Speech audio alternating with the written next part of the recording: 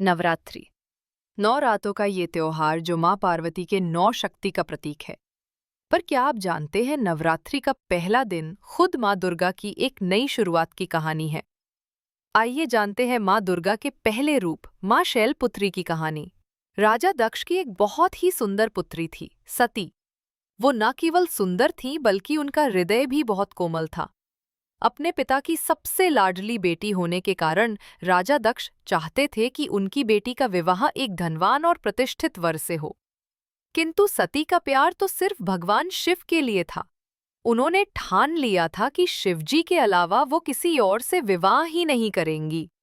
लेकिन जब उनके पिता ने इस प्रेम को स्वीकार नहीं किया तो वो घर छोड़कर जंगल में चली गई और भगवान शिव को पाने के लिए कठोर तपस्या करने लगीं। उनकी अटूट भक्ति और कठोर साधना से प्रसन्न होकर आखिरकार भगवान शिव ने उन्हें दर्शन दिए और उनका हाथ अपने हाथ में लेकर उन्हें अपनी पत्नी के रूप में स्वीकार किया। सती के पिता राजा दक्ष को ये विवाह कभी स्वीकार नहीं हुआ। एक दिन राजा दक्ष ने एक विशाल यज्ञ का आयोजन किया, जिसमें उन्होंने सभी देवताओं को आमंत्रित किया, लेकिन जानबूझकर अपनी बेटी सती और उनके पति भगवान शिव को नहीं बुलाया। जब सती को इस बात का पता चला तो वो बहुत आहत हुई। उन्होंने शिवजी से यज्ञ में जाने की जिद की। शिवजी के मना करने पर भी वो नहीं मानी और अंततः शिवजी को उन्हें जाने की अनुमति देनी पड़ी।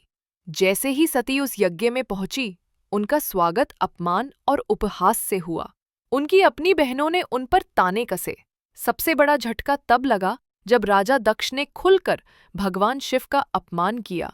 ये सब सहन न कर पाने के कारण सती को इतना गहरा दुख हुआ कि उन्होंने यज्ञ की अग्नि में कूदकर अपने प्राण त्याग दिए। पर प्रेम और भक्ति की शक्ति मृत्यु से भी बड़ी होती है। सती ने अगले जन्म में हिमालय राजा के घर जन्म लिया और माँ शैलपुत्री के रूप में प्रकट हुईं। शैल यानी पहाड़ और पुत्री यानी बेटी।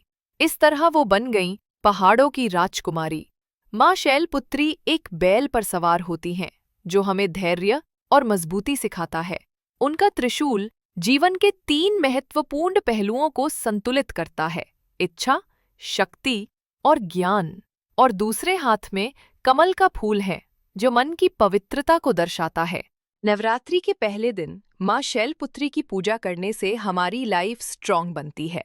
वो हमें सिखाती है कि हमें अपने बिलीव्स में मजबूत रहना चाहिए, ठीक उसी तरह जैसे पहाड़ मजबूत होता है।